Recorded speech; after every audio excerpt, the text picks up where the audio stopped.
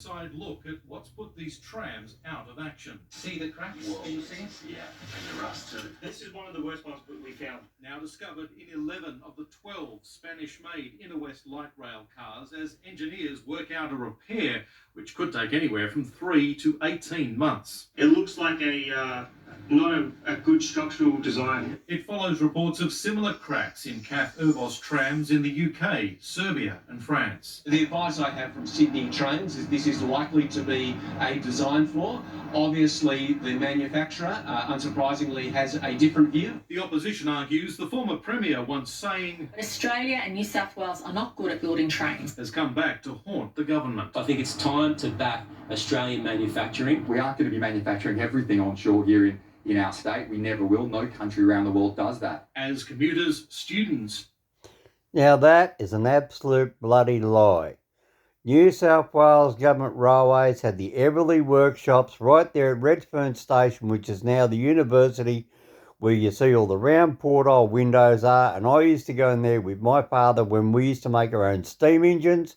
And they used to make carriages out of Guildford and around Granville. And we made all our own carriages out there at Clybourne, between Clyde and Auburn. What a bloody typical Liberal liar. He does not even know his railway history because he's a politician, not a railway person. Now again, the New South Wales people are going to suffer because politicians think they are railway experts. They are not. Nick Greiner, back in the 1980s, sacked the railway commissioner on Christmas Eve, and that's how he got rid of the railways infrastructure. He got rid of the railways from building their own trains, railway universities, railway doctors, railway dental, railway communications, railway plumbers, railway painters, railway engineers. Railways had their own thing. It's just like the American Army Corps, right? Have all their own everything, right? And what he set out to do was he destroyed the railways. Nick Greiner, who's now the Australian Foreign Minister representative over there in New York, lives in Woollahra in Sydney, up there in Paddington, up there in the elite area when he was here in Australia. And even my best friend, who was friends with him for many years, said he's an arrogant, ignorant, backstabbing bastard. And that's a person that's known him he's now 76 years old. So he's known Nick Greiner since his early political days when my mate was in politics. And he's also was a friend of Tony Abbott, a former Australian Prime Minister. So that's how high up my friend was. He's had many a dinner in the Australian Parliament House in Canberra and also the Parliament House here in New South Wales, the state government Parliament House. So he knows what he's talking about. But this is what they did. They set out back in the 80s to destroy the railway infrastructure, where railways paid for the railways paid for the land, railways paid for the sleepers and the steel, and the railways employed their own engineers. They employed everything. And then there's Gladys. You just heard her say it. Oh, railway, New South Wales can't build anything. Oh, what an insult to our own country. No wonder she got kicked out and got busted for corruption, whatever else. They're not railway people. Bring back a railway commissioner. That's what we need, a railway commissioner. Let the railways be railways. Don't have politicians run railways. Why would we ever let the Prime Minister run Qantas? Do we do that? No. Do we let the state governments run the railways? Yes. Do the state governments run the high schools? Does everybody complain about the wages? Yes. Do we have all the politicians run the fire brigade and the bushfire brigade, RMS and everything else? Do they always complain? Yes. But when the railways ran the railways, did anybody complain? No. I used to get on a train from Sydney to Wollongbar, and for $20 back then, way back in 1978, 1980, for $20, I could get a first-class seat and have a braised steak and vegetable meal, a pot of hot coffee in a jug, and a dessert, and also a breakfast, all for $20. And the railways had their own kitchens underneath Central train station, like they do in America. They still have some of those kitchens underground, like you see in those, where was it? I was watching one there the other day. Was it Russia? I think in Russia. They still have their own kitchens and they take the food onto the trains. It's like the airlines. Now, do the airlines cook up their own food? Yes. Do they employ lots of top ace chefs? Yes, they do. All those meals you get on aeroplanes, they're prepared by the airlines and they employ good quality chefs. And all the food has got to be up to scratch. Why can't we have that back again in Australia like we used to? You can't say it can't happen. We used to have it until the politicians interfered, which was Nick Groiner, a Liberal, right? And of course, then he set the works into motion that, of course, all of New South Wales railways went down the gurgler. Even when Labor got in, they couldn't do enough to stop it because the wheels were set in motion to destroy it. And now here we have Spanish trains and trams from France and Spain. Now it can't be used in Sydney for 18 bloody months. Gladys Berejiklian, she took away the Newcastle railway line between Hamilton to Newcastle, and she made that Newcastle interchange, and now there's the same Spanish trams running between Newcastle back to the Newcastle interchange. The same brand of tram. It's also the same brand of tram that's now running from Circular Quay up George Street, Sydney, out to Randwick. All that money, taxpayers' money. And was it all over budgeted? Yes. Did they go on strike? Did not go on strike. Didn't they have falling outs with the government about being paid and the over costs and how slow they were about 2 years ago when they were building the tracks down George Street and people getting all upset before the COVID outbreak? Yes, because all the manufacturing team from the Spanish companies and Gladys Berejiklian had to get in there and fight with them to get them to finish the contract. Why employ all these companies from Spain when Australia is one of the best countries in the world? Why do we need to employ and get all this crap from overseas that's no good? Now, for example, we've got the VSET interurbans are now 60 years old and they're still running between Sydney and Lithgow, Sydney and Newcastle, and Sydney and Kiama. 60 years old, they're still going. And these trams are now out of whack. They go out there from around Central, down through the fish markets, down through the Star City Casino. Everybody's getting over COVID. Everybody wants to go and make $1. Everybody's trying to get back to work. And now the trams have been taken off the tracks, 15 out of the 16, because they're full of cracks. And how many years old are they? They wouldn't even be 20 years old. No way in the world. In 2000, I was catching some of them, the first ones in 2000, when I lived in Sydney. So even 20 years old, and they've got cracks in them. And yet the VSETs made here in Australia, Commonwealth Engineering, Clyde Engineering, they're still running. That's why the train drivers had a strike, and they said, we're not going to drive the trains that were blue and yellow in Sydney, the latest model ones, because they come from China, South Korea, Spain, France, and that's why they didn't want to drive them. All they drove was the Australian-made trains during the strike. That's why. So don't get upset with the train drivers or the guards or the railways. No. Blame your politicians, the Liberals, Nick Groiner especially, because he's the one, back in 1980, set the wheels in motion to destroy your railway network in our great state. We have got 26 disused railway lines in the state of New South Wales. Casino to Lismore to Bangalore to Byron Bay, the most easterly point of Australia, and the station at Byron Bay is in rack and ruin, biggest tourist hub on the east coast of Australia, easterly point of Australia, the most well-known part of Australia apart from Uluru and the Sydney Opera House is Byron Bay. And we don't even run a train there. How disgusting. It makes you sick. And then from Byron Bay to Mullumbimby, and it used to go to Stoker Siding and Burringbar and up to Murwillumbah, and then from Murwillumbah you used to go a little bit north to Kongwong, where it used to join up with the boats, and then from the boats you used to get down the Tweed River underneath the old raising bridge at between Chindra and Benora Point, out the Tweed River and go up to Brisbane, way back in 1910. So, and then Nick Groiner come along in 1980, said no, and he took out 29 of the 35 railway stations on the 131 kilometres of train track from Casino to Moomba.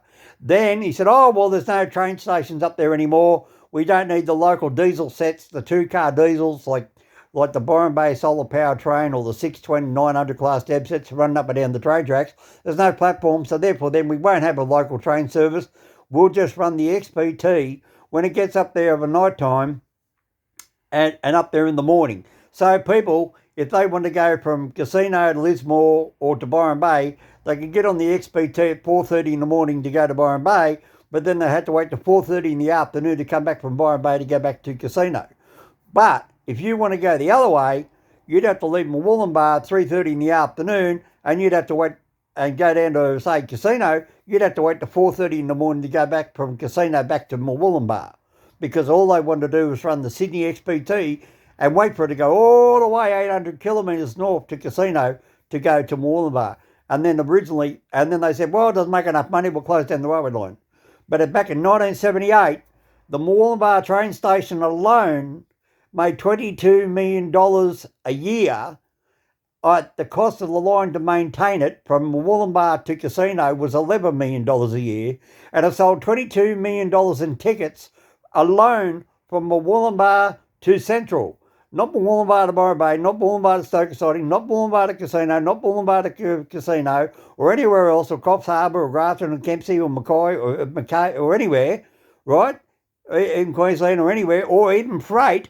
Just passengers, just passenger trains, just people buying tickets for one human being to sit in a seat. They made $22 million alone per year for one person to buy a seat from Murwillumbah to Central.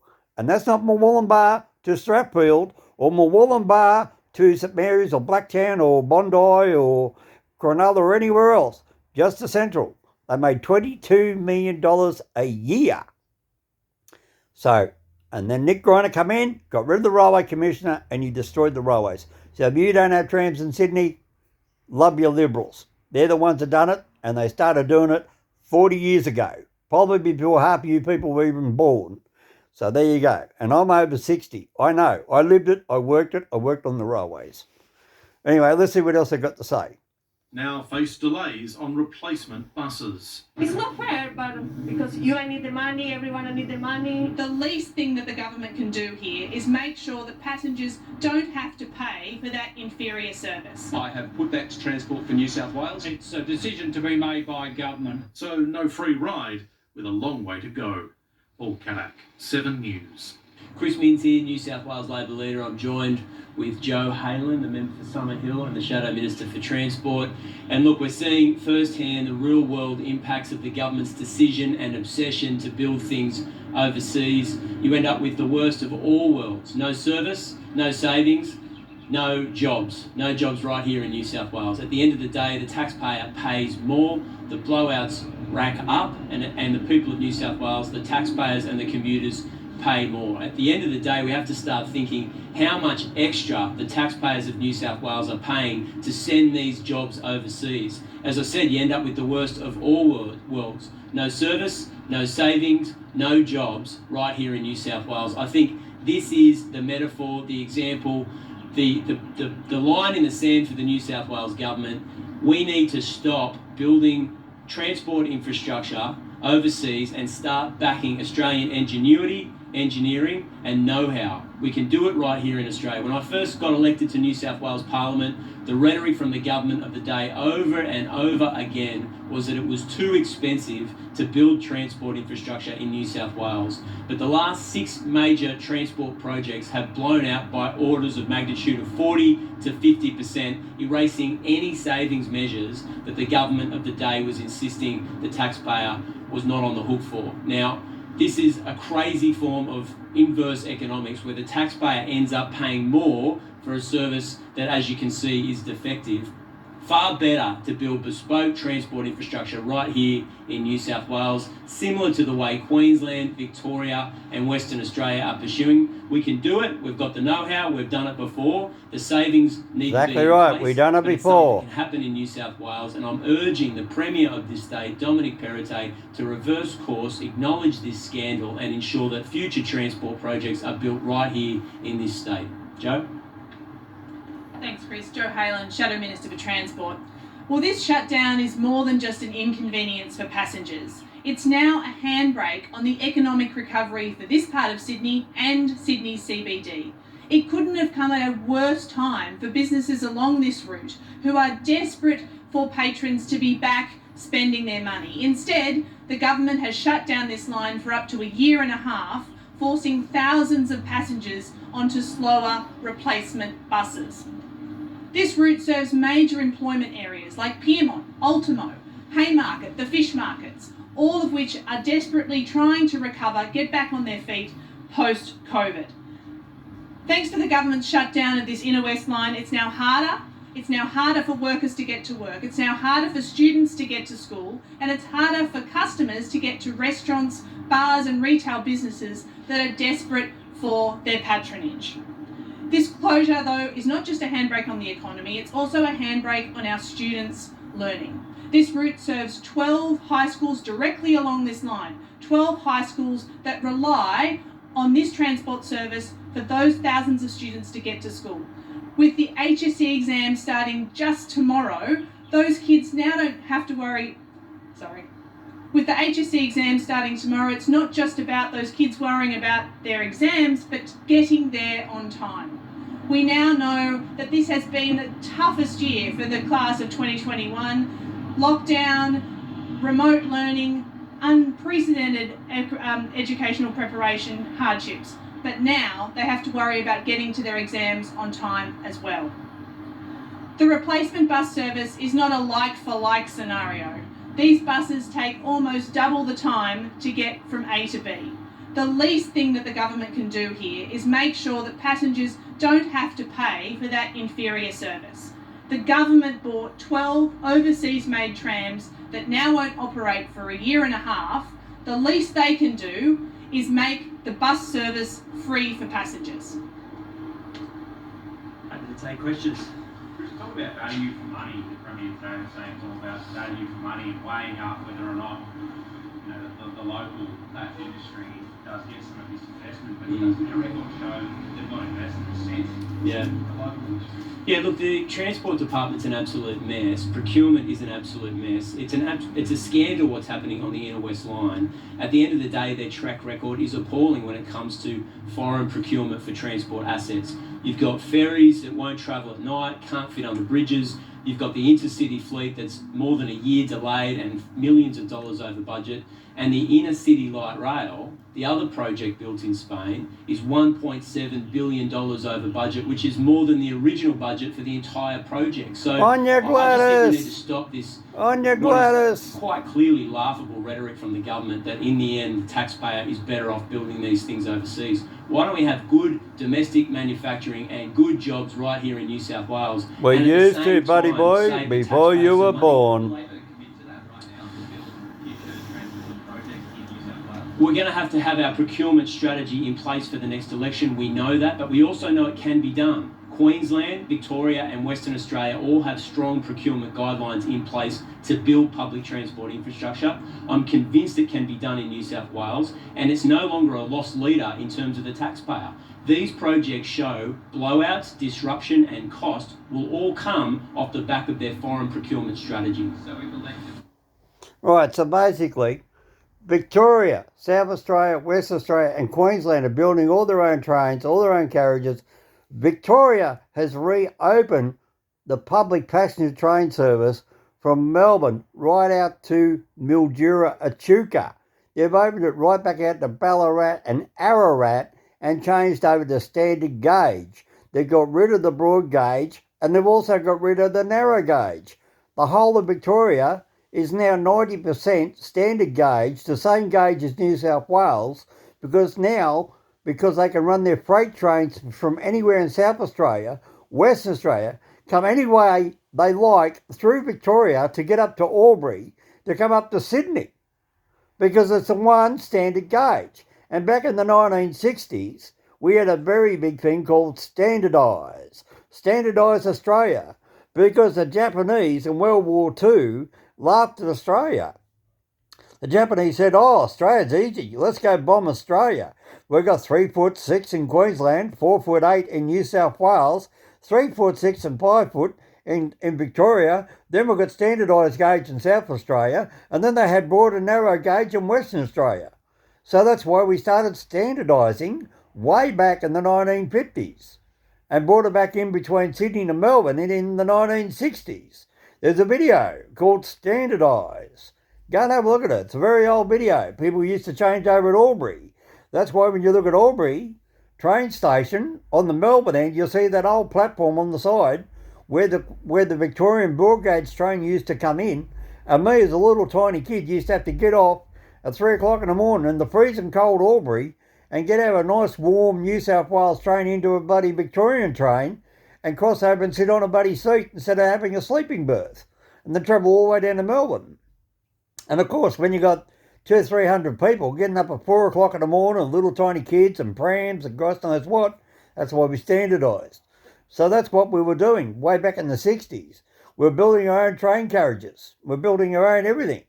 But along come Nick Greiner in 1980, and he done us all over. He's good on you, Nick Greiner. Now, don't forget this one too. Remember Barry O'Farrell, the New South Wales Liberal Premier, who got done for a bottle of wine? He also employed Nick Greiner as a transport consultant many years later, back in about 2005. And then when he found out it was Nick Greiner, he didn't even do his homework. Another Liberal, right? So Barry O'Farrell was a Liberal Premier who then employed a former Liberal Premier from the 1980s in 2005 and said, well, you come in as a transport consultant. And when he found out it was Nick Greiner that was the one that went around and closed down all the railway lines, he sacked him. Because when he found out that Nick Greiner, when he finished being the New South Wales Premier back in the 1980s, he sat on the board of directors of a major road construction company. And that's how come he got the job. Because he sabotaged the railways, so the railways couldn't carry the freight. So then he got a construction company, which made then Labor and other Liberal governments had to improve all the roads in New South Wales so they can carry these great big trucks. And he sat on the board of directors and he made millions of dollars out of it. Talk about backbone stabbing in the back. That's how Nick Greiner. Greiner with a groiner. That's what they call him. Grinding grinder. Greiner. He with a groiner. Grinder. Get it? Grinder, groiner. Yeah, he ground this country, this state into the ground. That's what he did. Grinding Greiner. Right? Now I think you got the idea of it, right? The name stuck, and it still sticks. And now we're still paying for it 40 years later. So the day Nick Greiner dies, I'll be having a party. But anyway, that won't help the rest of the state. All we can do now is just hope that we get things to improve. Hopefully this guy here gets elected and we'll see trains being built in New South Wales again. And get rid of all this bloody driverless train shit, garbage that Gladys Berejiklian brought out here. Pack it up, send it back to India, or chop it up as scrap metal, or stick it out in the bush for Aboriginal classrooms. No, actual fact, that'd be an insult to the Aboriginals. No, I reckon best thing you can do is just chop it all up and sell it back to China for scrap. Or send it back over to India as scrap. You got on that driverless train, it's the most horrible thing to sit on. They're uncomfortable. It's the same when Gladys got this brand new train now. I went up there to Lithgow and here's this brand new train she got there from China. It was too big to fit through the tunnels. So during the pandemic lockdown, you don't know about this, the SRA had to get all the tunnels between Clarence or Noon's Junction all the way down to Lithgow widened to make her new trains fit. They were too big. She didn't even get the specifications checked to make sure that these trains she was buying from China would even fit in our tunnels. It turned out they were designed for China. China doesn't have very many bendy tunnels. Not like Australia, we had the Blue Mountains. They don't have that in China. They run across flat countryside. Think about it. So Gladys Berejiklian stuffed up again. So then we spent more millions of dollars widening the tunnels from Clarence down to Lithgow. Go and have a look at the old videos and then look at a new video of the tunnels. You see where all the tunnels are now being widened. Who paid for it? You did. The New South Wales taxpayer. Thanks, Gladys. You took more money out of our pocket. Anyway, that's it there for me, Mr. Ominoid. I hope I didn't yell in your ear too much. But man, politics make me sick. Railways should be run by railway people, not politicians. You don't see politicians running airlines. No. For God's sake, she couldn't even buy the right size bloody ferry. Wouldn't even fit underneath the bridges. Oh my God, what next? Now the trams are falling apart. What next? Next thing you know, we'll have hospitals falling down. The concrete will probably be made out of paper mache. Good on you, Gladys. I'm glad you're gone. But now the problem is we have to wait to see what other disasters are going to happen from the reign of Gladys Berejiklian's disaster. See you later. Mr. Hominoid, Mr. Hominoid at gmail.com. Bye.